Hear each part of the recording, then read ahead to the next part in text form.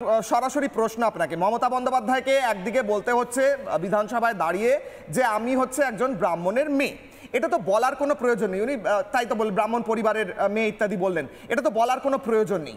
আজকে একদিকে মহাকুম্ভকে মৃত্যুকুম্ভ বলার পর যে ব্যাকল্যাশ, গোটা দেশ জুড়ে নিন্দা, তারপর কি এটা নিজের জায়গা ক্ল্যারিফিকেশন করা হিন্দু ভোট ধরে রাখার জন্য, হিন্দু ভোটের হিন্দু ঐক্যে ভয় পেয়ে আজকে মমতা বন্দ্যোপাধ্যায় এই কথা বলতে বাধ্য হচ্ছেন, কি বলবেন বলুন? যদি আমি একজন হিন্দু হয়ে এটা বলতে পারি যে একজন হিন্দু হয়ে আমি গর্বিত, যদি নরেন্দ্র মোদী বলতে পারেন যে আমি একজন প্রকৃত হিন্দু, তাহলে মমতা বন্দ্যোপাধ্যায় বলতেই পারেন যে আমি একজন প্রকৃত হিন্দু ব্রাহ্মণ পরিবারের মেয়ে। না, তাহলে নরেন্দ্র মোদী কেন বলতে হচ্ছে যে বারবার করে দেখাতে হচ্ছে যে সে প্রকৃত হিন্দু? কেন তাকে জনসভা থেকে রাম নাম করতে হচ্ছে? কেন তাকে জনসভা থেকে হিন্দু স্লোগান তুলতে হচ্ছে? আমি একটু উত্তর দিয়ে দিই।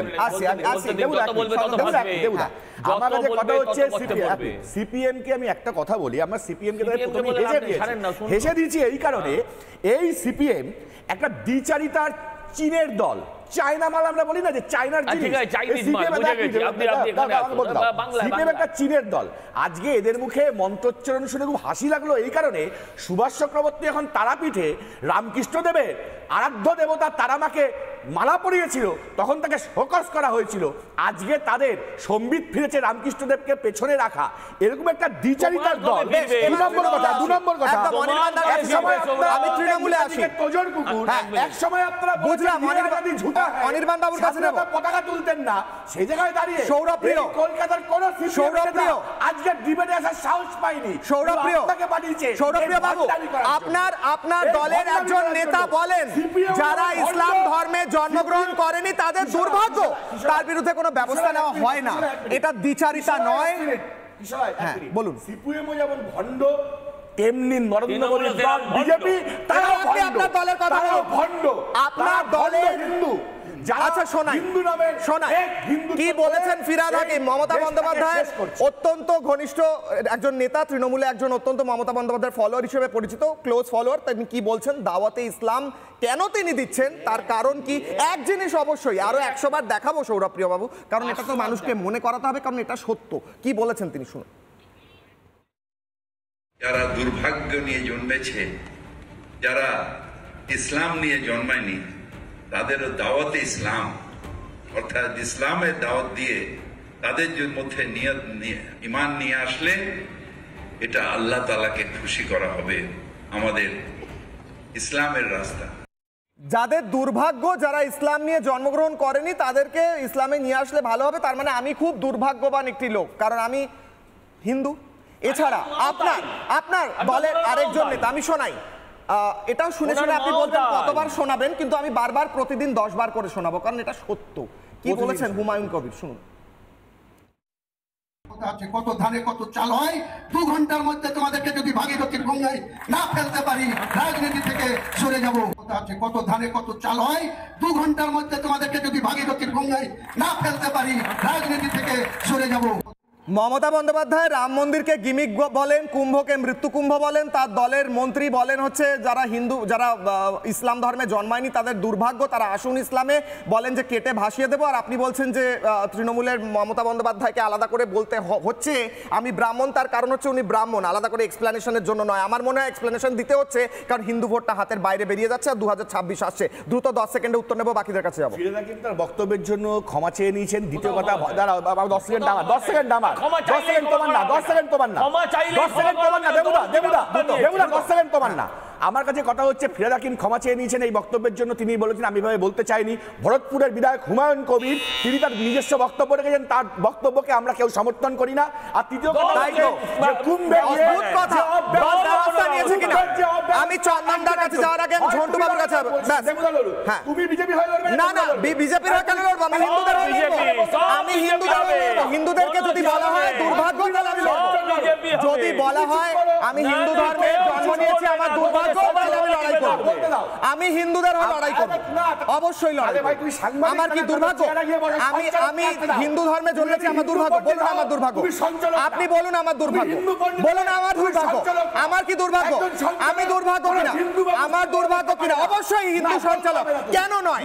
কেন নয়? সঞ্চালক কেন হিন্দু সঞ্চালক হতে পারবে না? এটাই তো চেঞ্জ করতে হবে। আমার ধর্ম হিন্দু, আমি লুকিয়ে রাখবো কেন? আমি লুকিয়ে রাখবো কেন? যে মুসলিম সঞ্চালক সে মুসলিম সঞ্চালক, যে খ্রিস্টান সঞ্চালক সেক্রেটারি, আমি হিন্দু সঞ্চালক, আমি লুকোবো কেন? আমি লুকোবো কেন? আমি লুকোবো না। ঝন্টু বাবু আমি লুকোবো কেন? ঝন্টু বাবু আজকে মমতা বন্দ্যোপাধ্যায়কে আমি ব্রাহ্মণ কন্যা বলতে হচ্ছে, সিপিআইএম কে রামকৃষ্ণ দেবের ছবি রাখতে হচ্ছে, হিন্দু ঐক্যের ছবি আমি দেখে এসেছি কাশী বিশ্বনাথ মহাকুম্ভে, তার কারণে কি? এবং আমি আজকে যদি বসে বলি আমি সাংবাদিক এবং হিন্দু সাংবাদিক, তাদের কি ভুল আছে বলুন, বলুন উত্তর দিন। এক minute, hold hold hold hold hold, না এক মিনিট, এক মিনিট হোল্ড, আমি উঠে চলে যাবো তাহলে আজ না এক সেকেন্ড, এক সেকেন্ড, এইভাবে কেন? সৌরভ প্রিয় বাবু আমাদের বাইট শোনাতে হবে। মমতা বন্দ্যোপাধ্যায়ের মন্ত্রোচ্চারণের মন্ত্র কিভাবে মন্ত্রোচ্চারণ করছে সেই বাইট দেখুন। এক মিনিট, আসি বাইট মমতা বন্দ্যোপাধ্যায়ের মন্ত্রোচ্চারণ দেখুন। মানুষ মারা যায়, ওই অব্যবস্থায় মানুষ মারা যায়। দেবী চরাচর সারে কুচশিষ ভূত মুক্তাহারে বিনা পুস্তক রঞ্জিত হস্তে সরস্বতী মহাভাগে বিদ্যা কমলা লোচনে বিশ্বরূপে বিশালাক্ষী সরস্বত্যই নমো নমো। সজলদা রিকোয়েস্ট, আমি ঝন্টুদার কাছে যাবো। ঝন্টুদা আমরা শোনালাম মন্ত্র উচ্চারণ করতে সমস্যা হতে পারে, আমারও ভুল উচ্চারণ হয়ে যেতে পারে, কিন্তু সেই সমস্যাটা বারবার হয়ে যাওয়া এবং তারপর বলা আমি ব্রাহ্মণ কন্যা, আমি কিন্তু চণ্ডীপাঠ শিখে গিয়েছি, সেটা বলার কি আছে পাবলিকলি? কেন চণ্ডীপাঠ শিখে বলতে হবে কেন? আমি তো বলি না আমি কি শিখেছি। আমাকে একটু বলতে দাও, একটা কথা তো প্রচলিত আছে, ঠেলায় পড়লেই তো মানে কি বলে, ঠেলায় না পড়লে বিড়াল গাছে ওঠে না। এই এখন তৃণমূলের এবং সিপিআই এবং তাদের অঙ্গচ্ছেদ করে সিপিআইএম যে তৈরি হয়েছে, তারা বারে বারে ঐতিহাসিকভাবে প্রমাণ করেছে যে তারা ঠেলায় পড়লেই গাছে ওঠে। আমি বলছি সিপিআই বা সিপিআইএম একটা সময় তো এই রামকৃষ্ণ পরমহংসদেবকে বলতো মৃগী রোগী। আচ্ছা, ভাইয়ের স্মৃতি খুব দুর্বল, তিনি বলছেন যে কোনো একজন বলেছিল বিবেকানন্দ বা রবীন্দ্রনাথ ঠাকুর গালাগালি আমাদের দল মানে না। আচ্ছা ভাই, তোমরা যখন ক্ষমতায় ছিলে নর্থ বেঙ্গল ইউনিভার্সিটিতে বিবেকানন্দ উঠিয়ে দেওয়া হলো পলিটিক্যাল সায়েন্সে এমএ থেকে, ব্যাখ্যা কি দেওয়া হয়েছিল সরকারের তরফ থেকে জানো কিছু? আমরা কলম ধরেছিলাম ছাত্র অবস্থায়, তখন বলা হয়েছিল যে বিবেকানন্দ নাকি কঠিন, আমরা প্রশ্ন তুলেছিলাম মার্ক্সবাদ কি জলবৎ তরলম? আচ্ছা প্রশ্ন ছেড়ে দাও, এই যে একের পর এক হিন্দু ধর্মের একাধিক সেন্টিমেন্টকে তোমরা ঘা দিয়ে গেছো।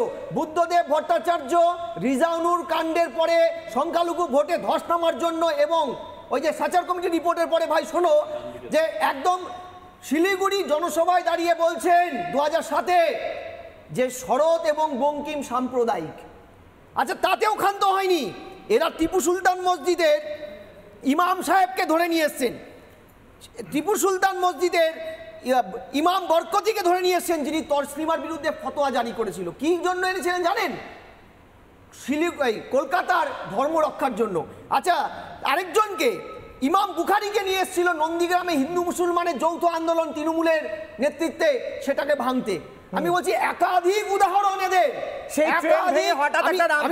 ছবি লাগিয়ে দিলাম। আমি বলছি আরো আছে। এরা কতটা ভয়ানক যে নিপেন চক্রবর্তীর মতন সিনিয়র নেতা পুজো করেছিল বলে দল থেকে তাড়িয়ে দিয়েছিল মৃত্যুর আগে ভদ্রলোককে, এমন হেনস্থা। এই উদাহরণগুলো আমরা জানি না। অর্থাৎ এরা ধর্মেও আছে, জিরাপেও আছে, যখন যেমন পরিস্থিতি তখন সেই মুখটা বের করে। খেয়াল করবে এরা ধর্ম মানে না, ধর্মের ভিত্তিতে দেশভাগ মানে। আচ্ছা সিঙ্গুলারিস্টিক স্টেট পাকিস্তান গঠনের সমর্থন করে, ভারতকে বলে প্লুরালিস্টিক। কি আশ্চর্য দেখো, ওখানে বলছে তোমরা সিঙ্গুলারিস্টিক থাকো, ভারত তৈরি হলে বলছে না তোমাকে কিন্তু বহুত্ববাদ থাকতে হবে। কি আশ্চর্য, ধর্ম মানে না, ধর্মের ভিত্তিতে সংরক্ষণ, ধর্মের ভিত্তিতে বিভাজন, একটি দেশ ধর্মের ভিত্তিতে স্টেট রিলিজিয়ন হবে আর একটি দেশ ধর্মনিরপেক্ষ প্লুরালিজম। এবং শুধু তাই নয়, আমি ধর্ম মানে না, ধর্মের ভিত্তিতে সংরক্ষণটা মানে।